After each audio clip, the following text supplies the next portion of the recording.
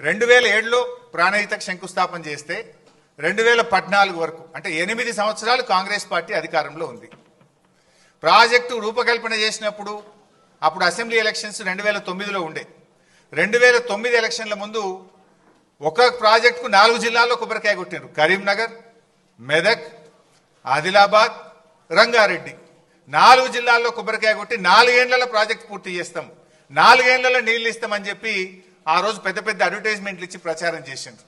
సరే 4 ఏళ్లలో ప్రాజెక్టు పూర్తి చేయడం అటుంచండి, కనీసం 4 ఏళ్లలో ప్రాజెక్టుకు అనుమతులు కూడా తేలే.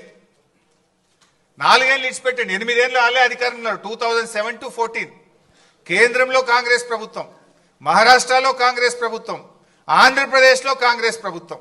అప్పుడు ఇదే ఉత్తమ్ కుమార్ రెడ్డి మంత్రిగా ఉన్నాడు, ఇదే కోమటిరెడ్డి వెంకటరెడ్డి మంత్రిగా ఉన్నాడు, ఇదే శ్రీధర్ బాబు మంత్రిగా ఉన్నాడు. కానీ వీళ్ళెవ్వరూ పట్టించుకోలే. 8 ఏళ్లలో కాళేశ్వరం ప్రాజెక్టుకు అసలు అనుమతులు కూడా సాధించినటువంటి పరిస్థితి.